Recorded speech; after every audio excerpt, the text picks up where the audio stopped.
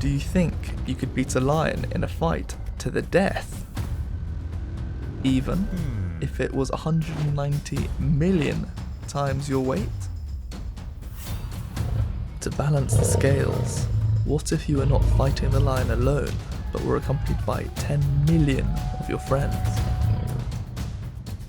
Well, it might surprise you to hear that this battle actually took place in Brazzaville, the Congo. A zookeeper awoke at dawn to find his lion had been slain. An entire battalion of army ants had flooded into the lion's enclosure in the dead of night and eaten the beast alive. All that was left was the skeleton, the flesh picked clean off the bone.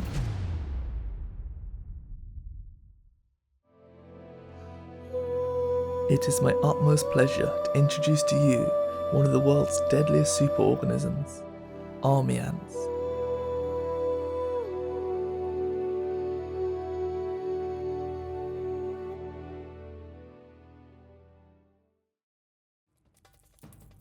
So who are they then? Army ants get their name from their nature of charging about in defense phalanxes, living off the land and striking camp every day like hardened infantrymen. Army ants are much feared in the animal kingdom. When they set off on the hunt for food, they do so in great numbers, marching onwards like a real army, wreaking havoc among any insects and arthropods that happen to be in their path. The army's population is extremely well organised. Workers have evolved morphologically to be highly skilled in specific roles. They are divided into 4 separate castes. Majors, the brutes of the fighting force. No, not her. Her. Perhaps not as nimble as their sisters, their long strong mandibles still make them the most feared warriors on the battlefield. Sub-majors. Although smaller than the majors, they have the longest legs in proportion to the rest of their body, making them the fastest in the colony's ranks. These troops make up only 3% of the population, yet carry 26% of the plunder. The miners and media are the smallest castes and make up the rest of the ranks. Their duties range in everything from nursing the queen and her brood, to reinforcing chemtrails with deposits of pheromone, to tearing prey limb from limb. Army ants descend from a common ancestor that lived almost 110 million years ago, not long before the 2 continents of Africa and America split apart. After the separation, army ants descended into 3 different subfamilies. In South America, there is the Ecitoninae. In Africa, there is the Anictinae and the Dorylinae. Colloquially, they are also known as driver ants. A big defining feature between American army ants and African army ants is the mandibles of the majors. The American warriors have fishhook-shaped mandibles suited only for suicidal defense against vertebrates. The jaws have to be pulled out of human flesh with tweezers. The drawback to this lethality is that their plier-like mandibles, although able to tear victims apart, are incapable of slicing it. The mandibles of African warriors, however, are like powerful bolt cutters, built for severing limbs. Few scraps remain when driver ants march through. All army ants have the same nomadic lifestyle. Army ants make no nests and instead live in bivouacs. Bivouacs are made up of workers clinging to each other. They form a dense mass which, in the Eciton of Costa Rica for example, is cylindrical or elliptical in shape and 1 meter in diameter. There may be 500,000 individuals in this structure, inside which the queen and her brood are sheltered. They alternate periods of travelling, which can last up to 2 to 3 weeks, during which they move camp every night with sedentary periods of longer or shorter depending on species. The alteration of sedentary periods and hunting is not primarily based on whether nearby prey is available. it is mainly based around the reproductive life cycle of the ants. Within the peace and quiet of the bivouac, the queen can devote all her time to laying eggs, which ensures the supply of new larvae. It is also during the sedentary period that the preceding generation of larvae will reach maturity and adult workers will emerge from their cocoons.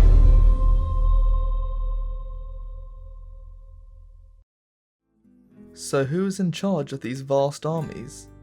Well, the queen is.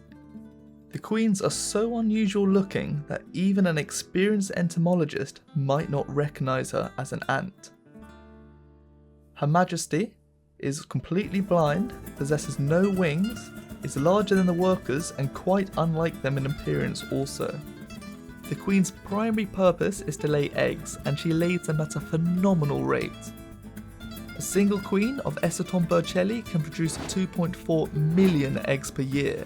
An astounding performance, yet one which pales in mediocrity when compared with Dorylus Anoma wilworthi, the all-time record breaker at 3 to 4 million eggs during sedentary phases, which makes a total of several tens of millions per year. As the saying goes, work hard, play hard. Huge numbers of males will make the journey in hopes of courting the queen. Now, you may think being royalty, the queen would do the ladylike thing and only pick a single male as a favourite to mate with. You would be wrong. Queens of Dorylus Anoma molestus, yes, I kid you not, that is their actual name, may mate with 20 different partners.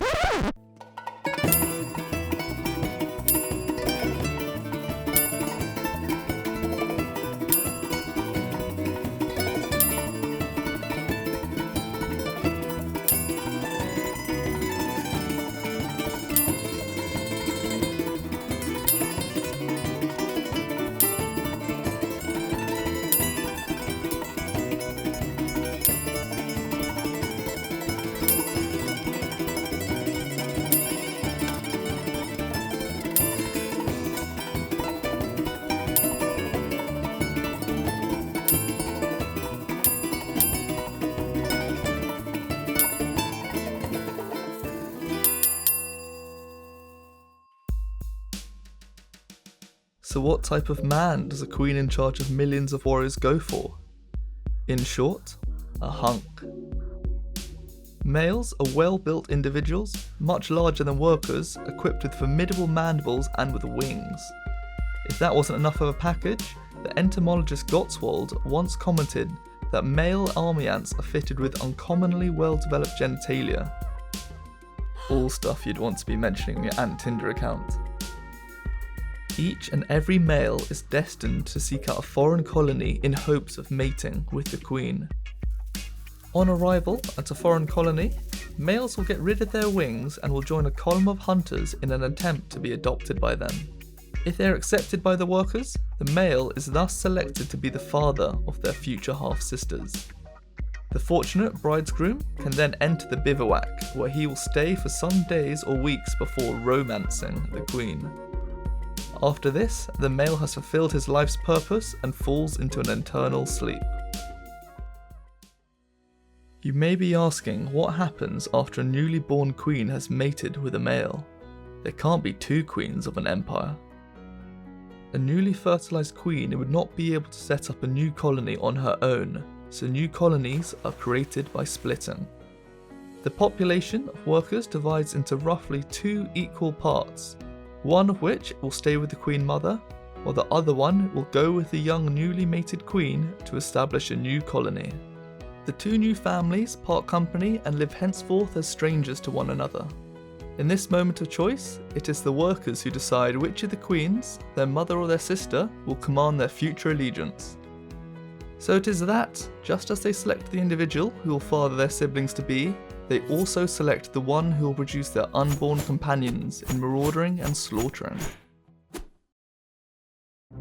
So what does this marauding and slaughtering actually look like?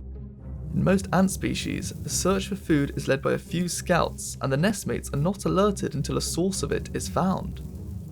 Army ants set about things very differently. They always seek their prey in groups, and it is expected that during these expeditions that their cooperative spirit is seen at its best.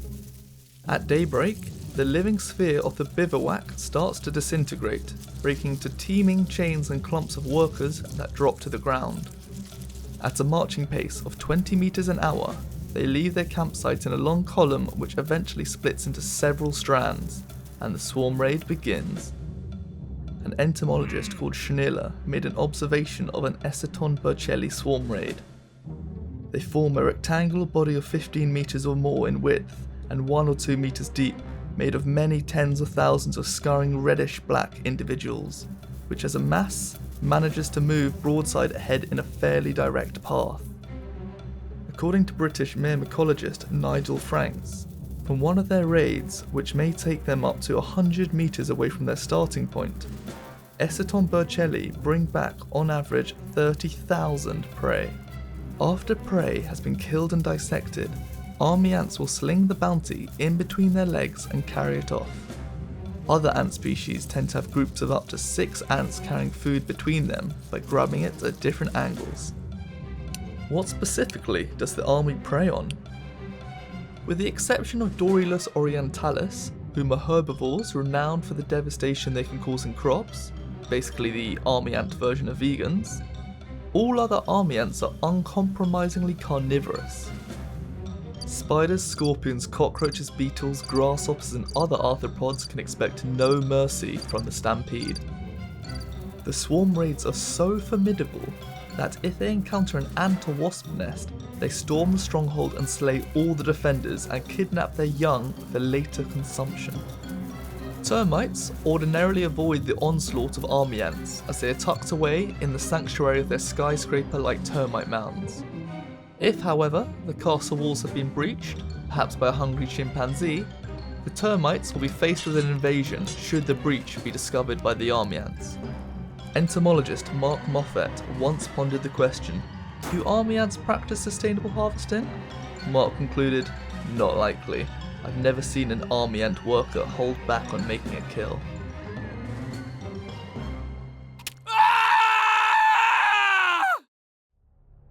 Fighting back is rarely an effective way to survive an army ant raid. No matter how many of its workers die while catching prey, the raid never appears to retreat. The attackers just keep piling on, an advantage to having a humongous army. Army ants can even take on crustaceans. Whilst catching up one night with a fellow entomologist, Mark Moffat shared the most memorable moment of his day, watching a mass of Dorylus mari ants in the midst of a huge swarm raid remove the eyes and limbs of a pair of 3 cm wide freshwater crab, small but rock tough. Some beetles and millipedes avoid death by exuding noxious chemicals. Driver ants respond by burying them with soil and abandoning them with no harm done. Spiders and praying mantis avoid capture by army ants by freezing in position. Unable to detect prey except by their escape response, the ants leave them unscathed. Many ant species have evolved other defences to give their colonies a chance to survive. Some, like the Pachycondyla, are built like a tank with incredibly thick armour. The army ant jaws just can't penetrate. Other species climb grass stalks in a gambit to carry themselves out of reach from the tsunami of death below. Some barricade themselves in their nest chambers. The workers of New World Stenema alas mould a tiny sphere of clay that they then use as a door for their nest entrance. A worker closes his portal upon detecting predators, especially army ants. This is reminiscent of a defence used by the ancient Cappadocians who lived in what is now Turkey and carved stone discs that they would roll across the entranceways to their underground dwelling places when an attack was imminent.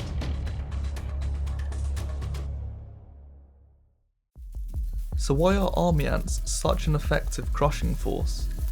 Part of the reason is because of their deadly build, but the main reason is because of the count of army ants in a swarm is gigantic. On one of Mark Moffat's expeditions observing a Dorylus mari driver ant raid, he notes, there were millions of ants and they ran blazingly fast, in a front that spread a full 20 meters wide and travelled high into the trees. On another expedition, Mark Moffat and Bill Gottwald were in Ghana studying Dorylus nigricans when they got too close and were attacked. raiding with a swarm front 32 meters across, crying out from what felt like hundreds of tiny vices embedded in my legs. I ran through a stream of flowing bodies visible for as far as I could see. If you'd like to see a visual of what this would look like, check out the movie The Naked Jungle. It is a fictional film of an impossibly large swarm of army ants engulfing a South American cocoa plantation. How big can army ant swarms get though? The largest army ant swarm was documented by Albert Ragnier and Joseph van Boven in the 1950s.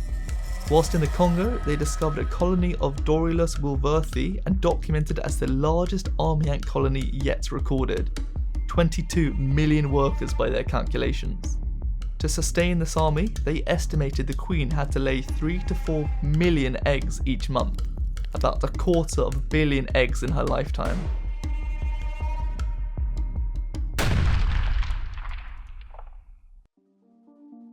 So how much of a threat do army ants pose to bigger animals?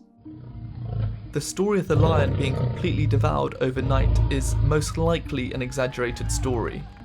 We can assume this as there was one entomologist who observed a colony in Kenya that spent 3 days carving away at a Columbus monkey corpse until it was reduced to fur and bone. A 190 kilogram lion is significantly bigger than a 6.5 kilogram monkey, so it is unlikely the lion was completely eaten overnight if it took the monkey corpse 3 days to be completely eaten. Ow! A deduction that would make for a very exciting maths exam question. Whilst the lion story may have its doubts, it is beyond doubt that any animal that is injured, hobbled or enclosed may become prey for these all-consuming marauders of the tropical forest. In Cameroon several years ago, Mark Moffat had helped tribal pygmies remove an antelope from a snare that had one flank partially carved away by driver ants. It must have been bleeding and restrained at the time of their arrival. Many African tribes believe that before a python feeds, it checks its surroundings for driver ants, which would flay the snake alive with their knife blade mandibles if they found it too distended by a meal to escape. A driver ant expert at Utica College, Bill Gottwald, had been told by a village chief in Ghana about a human baby that had been killed by the ants. It's no coincidence that people living within range of driver ants keep their babies on their bodies and let their livestock roam free. Mark Moffat had also heard from locals that driver ants can even bring down a cow. Perhaps another tall tale, but in 1959, a Jesuit father, Albert Ragnier, reported that in the course of a single night, a column of ants had consumed about 10 hens, 5 to 6 rabbits, and a sheep. As this video draws to an end, I leave you with this question. Most vertebrate predation in equatorial Africa concern tethered specimens, so if you are active and agile, army ants don't pose too much of a threat. This said, how do you go about protecting yourself whilst you are asleep?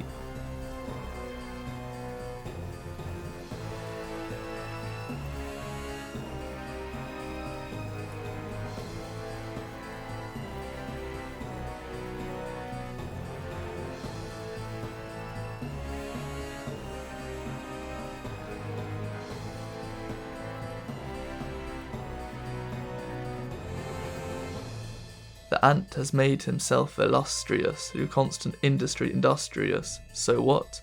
Would you be calm and placid if you were full of formic acid?